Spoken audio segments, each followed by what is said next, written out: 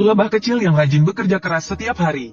Namun, Ratu Lebah yang malas ingin mengusirnya, hanya karena ia mencium aroma harum dari lebah kecil itu. Dan juga ukuran tubuhnya yang semakin membesar. Semua ini adalah pertanda bahwa ia akan bertelur. Ratu Lebah yang egois takut posisinya akan tergantikan. Maka ia mengusir lebah kecil itu. Setelah keluar, lebah kecil memutuskan untuk hidup mandiri. Maka ia datang ke pertanian seorang pria. Pria itu hanya memberinya bunga-bunga segar. Namun, lebah kecil itu membalasnya dengan bekerja keras setiap hari. Bahkan ia melahirkan banyak larva lebah untuknya. Namun, identitas aslinya adalah lebah karnivora. Ia tidak hanya berburu makanan dengan sengatnya yang beracun, tetapi juga memakannya. Tapi dia tidak akan menyerang pria itu. Hanya karena pria itu adalah satu-satunya teman manusianya. Nama pria itu adalah Park Sejun. Sebelum bertemu dengan mereka, ia adalah seorang lulusan baru. Namun, saat ia pulang berbelanja, ia secara tidak sengaja memasuki menara hitam ini. Tidak ada yang tahu asal-usul menara hitam ini. Tetapi mereka muncul di seluruh dunia. Tidak ada yang bisa masuk secara paksa kecuali diundang. Tentu saja, ada cara lain. Yaitu hadiah yang diperoleh petualang setelah menyelesaikan level. Yaitu tiket emas ini. Karena itu, harganya melambung hingga 600.000 per lembar. Sebagai pekerja baru, tentu saja ia tidak punya uang untuk membelinya. Jadi, Park Sejun langsung menerobos gerbang teleportasi saat melihatnya. Ia mengira keberuntungannya telah tiba. Tanpa sepengetahuannya, gerbang teleportasi ini adalah celah di menara hitam. Namun, kedatangan Park Sejun disadari oleh pengelola. Jadi, ia harus segera memperbaiki celah tersebut. Di sisi lain, Park Sejun masih sangat gembira. Namun, sedetik kemudian ia tiba-tiba tertegun. Karena ia tidak berada di alun-alun yang diceritakan oleh para petualang. Melainkan ia tiba di sebuah lubang besar yang terpencil. Satu-satunya lubang keluar setinggi 3 atau 4 lantai. Tidak peduli sekeras apapun ia berteriak, tidak ada jawaban. Setelah seharian mengutak-atik, tidak ada kemajuan. Sebaliknya, perutnya mulai keroncongan. Untungnya, makanan yang ia beli di supermarket tadi ikut terbawa masuk. Melihat sedikitnya makanan yang ada, ia dengan hati-hati menyusunnya dengan rapi. Setelah mengisi perutnya, Park Sejun tidak tahu berapa lama ia akan terjebak. Barang-barangnya yang sedikit ini tidak akan bertahan lama. Ia harus menemukan jalan keluar sebelum makanannya habis. Kalau tidak, ia pasti akan mati kelaparan. Saat itulah ia memperhatikan biji apel sisa makanannya tadi. Park Sejun mendapat ide yang berani, yaitu swasembada. Kemudian ia menanam biji apel di tanah, lalu memotong beberapa batang daun bawang yang sedikit itu. Setelah melakukan semua ini, hari sudah gelap. Saat itu, terdengar suara yang menakutkan. Saat ia mendongak, ia melihat seekor naga terbang.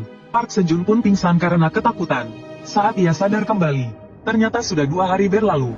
Kemudian ia tanpa sadar bersandar pada tanaman. Namun saat ia tersadar, bagaimana bisa ada pohon di sini? Tanpa disangka, daun bawang yang ia tanam 2 hari lalu telah tumbuh lebih dari 2 meter. Bahkan apel dan tomat di sampingnya telah menumbuhkan tunas. Tanaman normal tidak mungkin tumbuh secepat ini. Sepertinya kekuatan menara telah memengaruhi mereka. Agar tidak mengganggu pertumbuhan tunas kecil, Park Sejun memutuskan untuk mengumpulkan daun bawang terlebih dahulu. Dia juga penasaran dengan rasa daun bawang tersebut. Lalu dia mencicipinya. Saat berikutnya, dia langsung merasakan pedas yang luar biasa. Tak disangka, daun bawang ini sangat pedas. Ternyata, bukan hanya kecepatan tumbuhnya yang berubah. Gen rasa pedasnya juga meningkat pesat. Setelah Park Sejun tersadar, dia menjadi penasaran dengan lantai tempat gua ini berada. Mungkin ini adalah ketinggian yang tak terjangkau oleh pemain top sekalipun. Tiba-tiba, beberapa tetes air jatuh di wajahnya. Ini membuatnya merasa aneh. Ketika dia mendongak, tak disangka, seekor kelinci muncul. Lalu kelinci itu melompat, menggunakan Park Sejun sebagai pijakan. Gerakannya yang mulus membuat Park Sejun tercengang. Sepertinya kelinci ini bukan kelinci biasa. Kelinci itu juga tertarik pada daun bawang di tanah. Lalu ia menunjuk daun bawang dan memberi isyarat kepada Park Sejun. Melihat gerakan kelinci itu, Park Sejun mengerti bahwa kelinci itu bertanya apakah boleh makan sedikit. Tak disangka, kelinci juga suka makan daun bawang. Lalu mereka makan daun bawang bersama. Park Sejun menyuruhnya makan lebih banyak, karena ia tumbuh sangat cepat. Dalam sekejap mata, ia sudah tumbuh lebih tinggi. Tiba-tiba, kelinci di sampingnya berteriak. Ini membuat Park Sejun merasa aneh. Lalu seekor kelinci lain melompat dari atas. Melihat mereka begitu dekat, Park Sejun mengerti bahwa mereka adalah pasangan suami istri. Kelinci itu membenarkannya. Sepertinya kedua kelinci itu datang dengan tujuan. Mereka ingin tinggal bersama Park Sejun di sini. Melihat ekspresi kelinci kecil yang lemah dan tak berdaya, dengan mata penuh harapan, sangat sulit untuk ditolak. Park Sejun pun menyetujui permintaan mereka. Tapi mereka tidak boleh tinggal gratis. Sebelum dia selesai bicara, kelinci itu memeluknya. Berterima kasih atas kebaikan Park Sejun. Lalu mereka mulai bekerja dengan rajin. Satu kelinci menyiram tanaman, dan yang lainnya memotong daun bawang. Park Sejun tak menyangka kelinci itu membawa alat pertanian sendiri. Penyiram tuan kelinci bisa mengeluarkan air tanpa henti. Rok nyonya kelinci sepertinya memiliki ruang ajaib. Bisa mengeluarkan gunting, sekop, dan alat lainnya. Dengan bantuan mereka, pekerjaan pertanian cepat selesai. Dia juga memperhatikan bahwa tomat kecil tumbuh jauh lebih cepat dari sebelumnya. Sepertinya kelinci itu membantu pertumbuhan tanaman. Pasangan kelinci itu menatap Park Sejun dengan gugup. Ternyata mereka mengira Park Sejun tidak puas dengan pekerjaan mereka. Karena tadi dia bilang mereka tidak boleh tinggal gratis. Lalu Park Sejun mengatakan bahwa hasil kerja mereka memuaskan. Setelah mendapat pujian, pasangan kelinci itu sangat senang. Lalu mereka mulai berdiskusi. Kemudian mereka berlari ke lahan kosong. Setelah memilih tempat yang bagus, tuan kelinci mulai bekerja. Beberapa saat kemudian, setelah nyonya kelinci menggantungkan karangan bunga, sebuah rumah yang nyaman pun jadi. Kelinci itu sangat lelah. Park Sejun juga mengakui kemampuannya. Tapi tiba-tiba, nyonya kelinci yang baru punya rumah menatap tuan kelinci dengan malu-malu. Lalu ia memberi isyarat untuk masuk dan mengobrol. Tuan kelinci terkejut. Sekarang siang hari, bukan? Tapi nyonya kelinci tidak peduli. Ia menyeret tuan kelinci pergi. Park Sejun hanya bisa mendoakan mereka dengan berlinang air mata. Siapa yang mengerti penderitaan seorang jomblo? Tapi ini juga suatu keberuntungan. Kalau tidak, sendirian di gua ini akan sangat membosankan. Tiba-tiba, asap hitam muncul di belakangnya. Park Sejun melompat kesakitan. Panasnya membuatnya berguling-guling di tanah. Ketika ia menoleh, ia menemukan bahwa itu berasal dari botol plastik. Pantulan botol plastik memfokuskan sinar matahari ke satu titik, tepat di tubuhnya. Ketika Park Sejun tersadar, ia terkejut. Di lingkungan yang keras ini, tapi kita tidak boleh kehilangan harapan. Benar, inilah pelajaran pertama bertahan hidup di alam liar. Bagaimana cara membuat api di alam liar? Setelah beberapa kali mencoba, Park Sejun belum berhasil. Tampaknya tidak semudah yang ia bayangkan. Saat itu, pintu rumah keluarga kelinci terbuka. Tuan kelinci keluar dengan wajah lelah. Ia melihat Park Sejun berbaring di tanah meniup daun. Ia kemudian mendekat dan menawarkan bantuan. Kalian datang di saat yang tepat. Kemudian, kelinci meniup dari bawah. Park Sejun berdiri dan memfokuskan sinar matahari lagi. Detik berikutnya, api menyala. Melihat ini, Park Sejun sangat gembira. Karena dengan begini ia bisa makan makanan matang. Jadi selanjutnya, biarkan keluarga kelinci mencicipi makanan manusia. Setelah beberapa lama dipanggang, daun bawang akhirnya matang. Setelah bagian luar yang hangus dihilangkan, daun bawang sekarang menjadi manis dan renyah. Setelah dipanggang dengan arang, daun bawang menjadi semanis permen. Rasanya seperti ada kuda liar yang berlari di padang rumput di dalam mulut. Kemudian, keluarga kelinci mengikutinya. Hanya dengan 2 gigitan, mereka ditaklukkan oleh makanan manusia. Dan ini adalah makanan matang pertama yang Park Sejun makan di Menara Hitam. Keesokan paginya, ia bangun. Setelah makan dan minum, Park Sejun membuat obor dengan api. Ia akan menggunakan obor ini untuk menerangi seluruh gua. Tapi di tengah jalan, ia menemukan ikan besar di air. Melihat ikan yang menggelepar di tanah, Park Sejun tampak terkejut. Sebelumnya ia tidak melihat ikan di sini. Mungkin karena terlalu gelap. Setelah mendapatkan ikan, Park Sejun langsung memanggangnya. Tak lama kemudian, ia menggigit ikan bakar itu. Rasa daging yang sudah lama tidak ia rasakan membuat Park Sejun memujinya. Namun tak disangka, keluarga kelinci juga ingin memakannya. Meskipun merasa aneh, ia tetap memberikannya kepada kelinci untuk dicicipi. Dalam kehidupan selanjutnya, ia juga mempelajari beberapa pola. Di sini, setiap 30 hari terjadi gerhana matahari. Saat itu, bulan biru akan muncul di langit, disertai dengan beberapa monster tak dikenal yang berkeliaran di mulut gua. Karena baterai ponsel dan komputernya hampir habis, Park Sejun menggunakan metode tradisional untuk menghitung waktu. Sekarang adalah hari ke-61 ia terjebak di sini. Tak lama kemudian, keluarga kelinci melahirkan banyak bayi kelinci. Bayi kelinci ini sangat menyukai Park Sejun. Karena itu, dia berhasil menjadi ayah baptis kelinci. Namun, kelinci kecil yang nakal membuat pasangan kelinci itu kelelahan. Setelah mendapat izin, dia membawa sekelompok kelinci kecil untuk melihat kebun sayurnya. Tomat kecil yang ditanam sekarang telah berhasil berbunga. Untungnya, dia melakukan penyerbukan manual setiap hari. Namun, Park Sejun juga merasa lelah setelah melakukannya dalam waktu yang lama. Alangkah baiknya jika ada lebah yang terbang ke sini. Saat itu, kelinci kecil itu meniru Park Sejun dengan menyentuh bunga tomat. Namun, hanya dengan sedikit serbuk sari yang jatuh, kelinci kecil itu bersin. Setelah menenangkan kelinci yang nakal, Park Sejun terkejut menemukan buah yang muncul di tanaman tomat. Hal ini membuatnya senang dan bernyanyi sambil melompat-lompat. Usahanya selama 2 bulan akhirnya membuahkan hasil. Keesokan paginya, Hal pertama yang dilakukan Park Sejun adalah mengenakan pakaian bawang bombay untuk melindungi diri dari hawa dingin. Karena gerhana matahari baru akan segera dimulai. Setelah bersiap, dia pun berpamitan pada pasangan kelinci. Saat malam tiba, banyak monster berkeliaran di luar gua. Sementara Park Sejun duduk di dalam gua dengan tatapan kosong. Suasana di luar terlalu berisik sehingga dia sulit tidur. Agar tidak ditemukan oleh monster di luar, Park Sejun telah menyembunyikan barang-barang yang berbau sebelumnya. Namun, proses menunggu bulan biru berakhir memang sangat menyiksa. Saat dia berpikir dia bisa bertahan sedikit lebih lama, dia mendengar suara keras dari luar gua. Saat Park Sejun mendongak keluar gua, seekor beruang merah raksasa menatap pintu masuk gua. Melihat monster raksasa di depannya, jantung Park Sejun berdetak lebih cepat. Untungnya, beruang merah itu tampaknya belum menemukan orang kecil di dalam gua. Melihat itu, Park Sejun ingin bersembunyi lebih dalam ke dalam gua. Tanpa diduga, tomat dan air di tasnya jatuh ke tanah. Dia pikir suaranya sangat pelan dan tidak akan menarik perhatian beruang merah. Tetapi beruang itu sudah merangkak di pintu masuk gua. Pemandangan ini membuat Park Sejun ketakutan setengah mati. Beruang merah itu mengaum dengan ganas di luar gua, seolah-olah ingin memakannya. Karena terlalu takut, dia pingsan. Ketika siang hari tiba, melihat dia masih tidur nyenyak, Tuan Kelinci membangunkan Park Sejun dengan paksa. Setelah ditampar keras oleh kelinci itu, dia terbangun dari mimpinya. Saat itu, Park Sejun masih sedikit linglung. Melihat itu, Tuan Kelinci memberi isyarat bahwa bulan biru telah berakhir. Mengingat kembali pengalaman tadi malam, Park Sejun hampir mengira dia akan mati. Baju bawang putihnya juga hilang, dan dia kedinginan. Di sisi lain, Nyonya Kelinci menemukan batu api yang terkubur kemarin. Setelah pasangan kelinci menyalakan api, Park Sejun akhirnya merasa hangat. Tidak lama kemudian, Nyonya Kelinci menyajikan ikan bakar. Karena sudah lama lapar, dia pun menikmati ikan bakarnya. Tadi malam, Park Sejun tidak mengerti mengapa dia masih hidup. Tapi tidak ada gunanya memikirkan itu. Satu-satunya yang bisa dia lakukan sekarang adalah makan dengan baik dan bertahan hidup. Saat itu, Tuan Kelinci berlari dengan gembira. Dia memanggil Park Sejun dengan suara Ei. Melihat ini, dia merasa bingung dan mengikuti Tuan Kelinci ke kebun.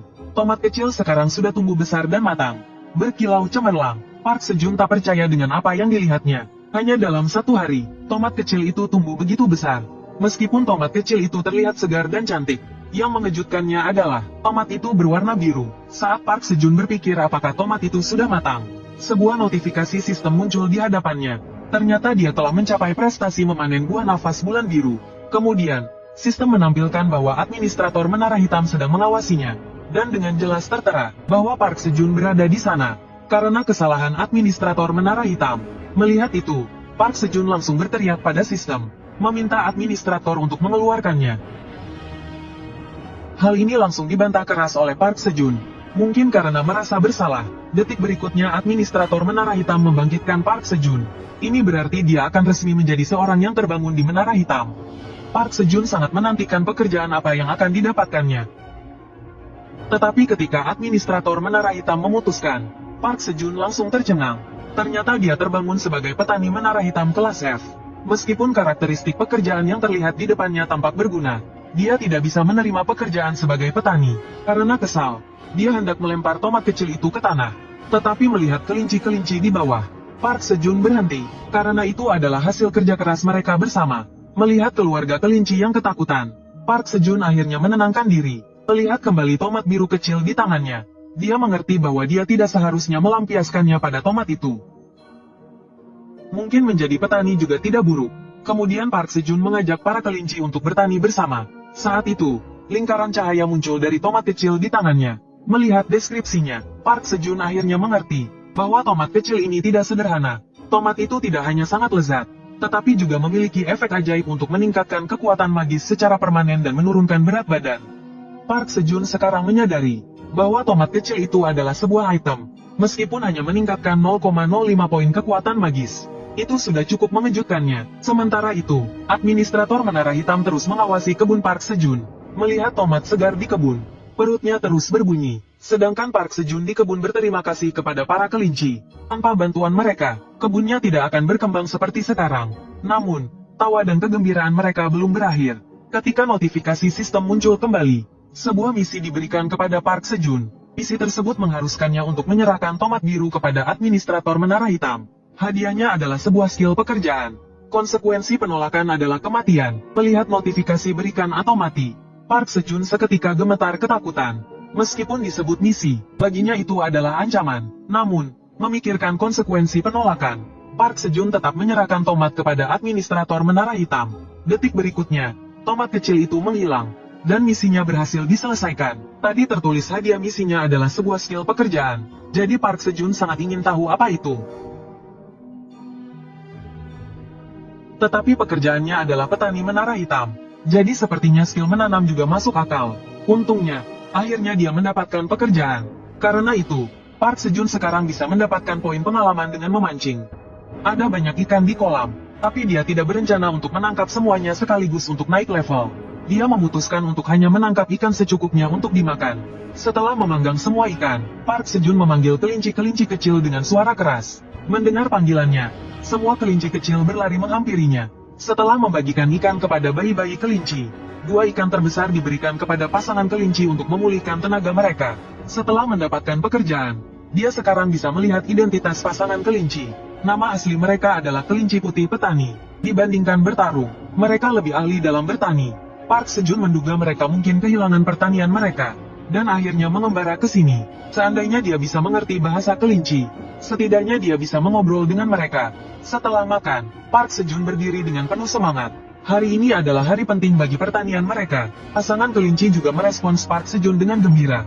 Saat ini di kebun sayur mereka, tomat kecil telah menjadi tomat besar yang berisi. Melihat tomat yang berwarna normal, mata Park Sejun penuh dengan harapan. Kelinci-kelinci kecil merasakan hal yang sama dengannya. Setelah bekerja keras begitu lama, akhirnya tiba saatnya untuk panen. Dengan penuh harap dari para kelinci, Park Sejun mengulurkan tangannya dengan gemetar. Lalu dia memetik tomat pertama yang benar-benar matang.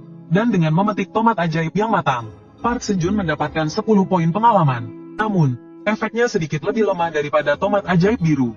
Memakannya tidak lagi meningkatkan mana secara permanen, melainkan memberikan peningkatan sementara. Untungnya, efeknya dapat ditumpuk hingga 10 lapis. Melihat ini, Park Sejun melihat tomat-tomat kecil lainnya. Dia penasaran apakah yang lain juga sama. Seperti dugaannya, semua tomat ajaib yang matang memiliki efek yang sama. Tapi memetik tomat ajaib yang belum matang, hanya memberikan poin pengalaman level yang lebih rendah, dan tidak memberikan pengalaman pekerjaan. Setelah selesai menguji, Park Sejun mengerti, bahwa hanya tomat ajaib yang matang yang merupakan item. Yang belum matang hanyalah makanan biasa. Park Sejun segera memetik setumpuk tomat matang. Levelnya juga naik 4 tingkat. Setelah selesai, Park Sejun tidak sabar untuk mencicipi tomat. Namun, keluarga kelinci di sampingnya menunjukkan ketidaksenangan mereka. Melihat ini, Park Sejun buru-buru meminta maaf kepada kelinci-kelinci kecil. Karena ini adalah hasil kerja keras mereka bersama, dia tidak seharusnya menikmatinya sendirian. Melihat Park Sejun menawarkan tomat, Tuan Kelinci akhirnya meredakan amarahnya. Setelah membagi tomat, Park Sejun dan yang lainnya mulai menikmati hidangan lezat ini. Jus tomat yang segar membuat para kelinci sangat senang. Park Sejun juga segera memasukkan tomat ke dalam mulutnya. Dengan mengunyahnya perlahan, rasa buah dan sayur yang asam manis membuatnya merasa seperti berada di tengah kembang api musim panas. Melihat Park Sejun yang meneteskan air mata, pasangan kelinci menggelengkan kepala, tidak mengerti tindakannya. Setelah selesai mencicipi tomat, kelinci-kelinci kecil melanjutkan pekerjaan mereka. Mereka menggunakan daun bawang untuk membuat tempat penyimpanan tomat.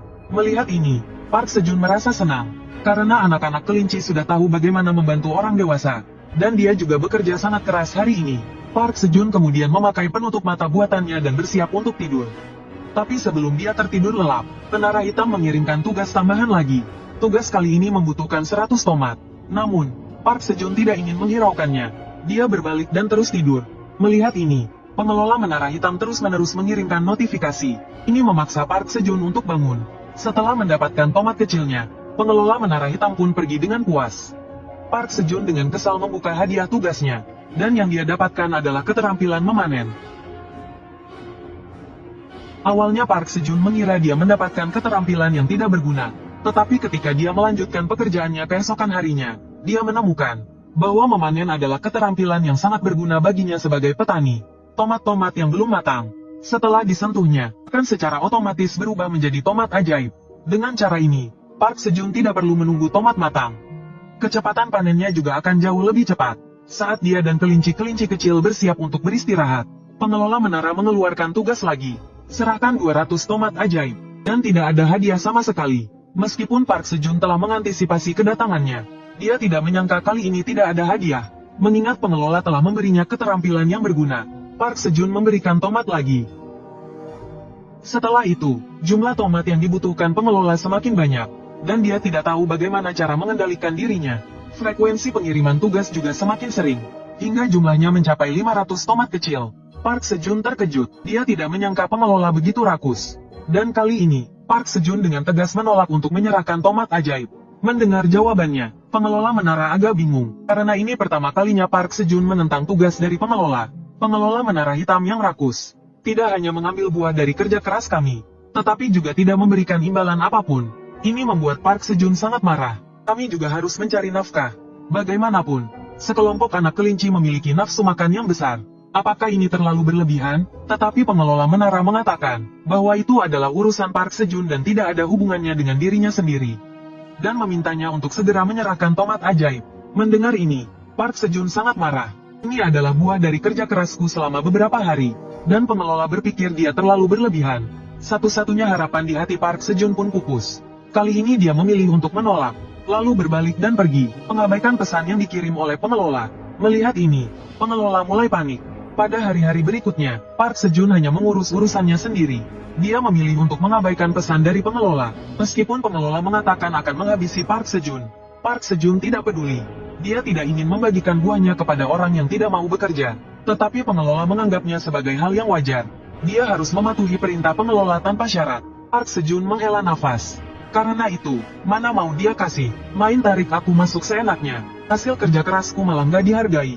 Ditambah lagi, hampir nggak ada hadiahnya, katanya pengelola menara, tapi kelakuannya kayak bos jahat.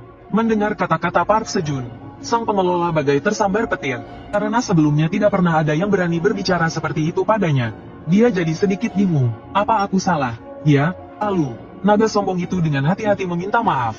Tapi belum selesai bicara, dia melihat Park Sejun mencuri tomat cherry dari bola kristalnya. Melihat itu, dia sangat marah, dan berteriak menyuruh Park Sejun segera menyelesaikan tugasnya. Kalau tidak dia akan dihabisi. Park Sejun melirik sekilas. Kasih 5 buah dulu deh. Sisanya nanti, soalnya kelinci-kelinci di sebelah sampai berantem gara-gara ini. Dalam sekejap, tomat itu diambil darinya. Sambil berlaga sombong, sang pengelola bilang kali ini dimaafkan. Tapi jangan diulangi. Lalu dia pergi dengan senang hati. Ternyata Park Sejun sudah mendengar permintaan maaf pengelola tadi. Makanya dia berniat memberikan beberapa. Dari semua ini, dia menyimpulkan kalau pengelola menara mungkin orang yang sangat polos. Tak lama kemudian, malam pun tiba. Hari ini adalah hari ke-91, atau bulan biru ketiga. Dengan pengalaman 2 kali sebelumnya, Park Sejun sudah siap sepenuhnya. Dia tidak hanya membuat jubah, tapi juga penutup telinga. Ditambah lagi makan tomat cherry untuk meningkatkan mana. Mungkin bisa menahan rauman monster. Tapi dia tetap berharap kejadian sebelumnya tidak terulang. Bersamaan dengan matahari yang tertutup bulan, cahaya bulan yang jernih menyinari tomat cherry. Park Sejun merasa takjub, karena ini pertama kalinya dia melihat tanaman menyerap cahaya bulan. Pada saat yang sama, dia memperhatikan tomat cherry berubah. Setelah disinai cahaya bulan, tomat cherry mengeluarkan suara mendesis. Tiba-tiba, mereka berevolusi menjadi tomat cherry biru. Jadi begini cara tomat biru tercipta. Dia tercengang melihatnya, lalu, ubi di sampingnya juga bereaksi. Apa ubi juga bisa menyerap cahaya bulan? Didorong rasa penasaran, Park Sejun segera berlari ke sana, lalu menyingkirkan tanah yang menutupinya. Park Sejun terkejut melihatnya. Ini bisa meningkatkan kekuatan. Kemudian muncul serangkaian notifikasi peningkatan level. Lalu dia memetik tomat cherry biru itu. Tangan kiri memegang tomat cherry, tangan kanan memegang ubi kecil. Park Sejun merasa seperti memiliki seluruh dunia. Saat itu, panel tugas muncul lagi, dan semua ini sudah Park Sejun duga. Tidak disangka ada 2 tugas sekaligus. Kali ini agak berat, sepertinya kalau aku menolak, aku beneran bisa dihabisi. Tapi Park Sejun sudah punya rencana, yaitu menyelesaikan tugas sebelumnya dulu. Setelah mengumpulkan ratusan tomat cherry yang belum diberikan sebelumnya, pengelola menunjukkan rasa senangnya. Lalu dia bertanya dengan bingung apa yang sedang diam-diam dilakukan Park Sejun. Dan Park Sejun bilang kali ini dia tidak akan memberikannya. Petik terbalik, petik terbalik, petik terbalik, petik terbalik, petik terbalik, petik terbalik, sang. Lalu, manajer itu mengancam akan memberi lebih banyak lain kali. Dan pergi dengan puas, melihat tomat dan ubi di tangannya. Jumlahnya terlalu sedikit. Kalau begitu, tentu saja dia harus memakannya sendiri. Park Sejun mengunyah dengan nikmat. Tiba-tiba, seluruh tubuhnya gemetar. Rasa manis dan segar yang kaya ini, rasanya seperti ada pesta di mulutnya. Tak tahan lagi, Dia memutuskan untuk memanggang ubinya juga. Sayang sekali dia tidak punya kertas aluminium. Tapi untungnya dia punya daun bawang serbaguna. Keesokan paginya, gerhana matahari telah berakhir. Keluarga kelinci juga mengintip keluar untuk memeriksa, karena mereka mencium aroma harum. Lalu, mereka memperhatikan dari belakang sambil mengunyah. Dan mereka datang di saat yang tepat. Ubi panggang yang mengandung aura bulan biru mengeluarkan aroma yang menggiurkan. Melihat ini, air liur bayi kelinci menetes. Tepat ketika Park Sejun hendak memberikan ubi tersebut kepada bayi kelinci, Tuan kelinci tiba-tiba menghalanginya. Sambil bergumam menjelaskan kepada bayi kelinci, Park Sejun mengerti maksud Tuan kelinci. Tuan kelinci mengira hanya ada satu, jadi dia ingin Park Sejun menikmatinya sendiri. Melihat ini, Park Sejun sangat tersentuh. Rasanya seperti ada batu bata yang masuk ke matanya. Tuan kelincilah yang paling memikirkanku. Tapi dia tidak berani memberitahu Tuan kelinci bahwa dia baru saja mencuri makan. Kalau begitu, Tuan kelinci di sampingnya sampai meneteskan air liur. Lalu Park Sejun tak sabar menggigitnya, tapi malah kepanasan dan berteriak. Keserakahannya ini langsung menyebabkan luka dalam. Mungkin ini hukuman karena mencuri makan. Dan ubi itu terlempar ke tanah. Tuan kelinci langsung merasa tidak enak badan. Untungnya, jika jatuh ke tanah kurang dari 3 detik, masih bisa dimakan. Tapi saat dia hendak mengulurkan tangan untuk mengambilnya, bayi kelinci itu lebih cepat mengulurkan tangannya. Sebelum Tuan kelinci sempat bereaksi, bayi-bayi itu sudah memakannya. Tanpa diduga, ubi itu masih panas di dalamnya. Bayi kelinci kemudian memuntahkan ubi itu. Namun mulut mereka tetap terbakar.